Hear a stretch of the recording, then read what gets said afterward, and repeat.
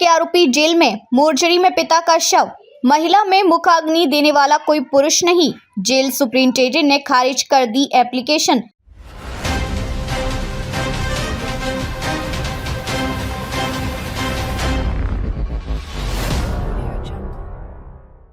भरतपुर के जगीना गांव में जमीन विवाद और रंजिश के चलते कृपाल और कुलदीप की हत्या हो गई। दोनों परिवारों के बीच अभी तक रंजिश बरकरार है। कृपाल के सभी परिजन कुलदीप की हत्या के आरोप में जेल में सजा काट रहे हैं। 22 नवंबर को कृपाल के पिता राम भरोसी सोगरवाल का लंबी बीमारी के बाद निधन हो गया। परिवार में मुखाग्नि देने वाला कोई भी पुरुष नहीं है। इसके कारण 3 दिन से उनका शव RBM अस्पताल की मोर्चरी में रखा है। कृपाल की बेटी ने कलेक्टर और जेल सुप्रिंटेंडेंट को दादा के देह संस्कार के लिए एप्लीकेशन दी, लेकिन उन्होंने एप्लीकेशन खारिज कर दी। अब सोमवार को कोर्ट में एप्लीकेशन लगाई जाएगी। उधर कृपाल के पिता की मौत के बाद उनके घर के बाहर RAC के जवान तैनात कर दिए गए हैं। बेटी बोली, दाह संस्कार करने वाला कोई नहीं। कृपाल की बेटी उपासना ने बताया कि उनके दादा राम भरोसी सोगरवाल बीमार थे। 22 नवंबर की देर शाम 7 बजे उनका निधन हो गया था। परिवार में दाह संस्कार करने वाला कोई भी पुरुष नहीं है, इसलिए उनका शव RBM अस्पताल की मोर्चरी में रखवाया गया है।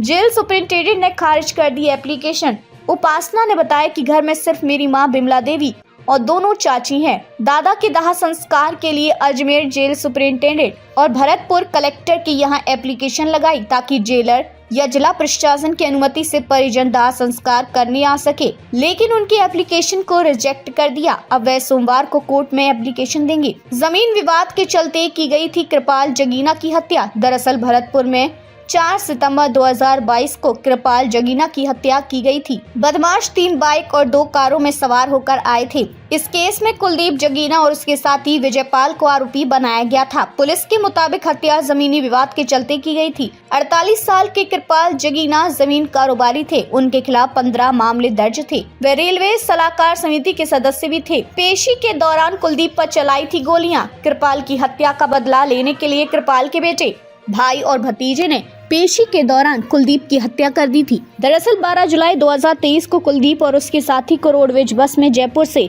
भरतपुर कोर्ट में पेशी पर लाया जा रहा था। इस दौरान अमोली टोल प्लाजा पर कुलदीप पर अंधाधुंध फायरिंग की गई थी, जिसमें उसकी मौत हो गई थी। कुलदीप जगीना की हत्या के आरोप में कृपाल के भाई रविंद्र सिंह, सत्यवीर सिंह, कृपाल के बेटे आदित्य और रविंद्र के बेटे पंकज को गिरफ्तार किया गया था। फिलहाल सभी आरोपी अजमेर हाई सिक्योरिटी जेल में बंद हैं।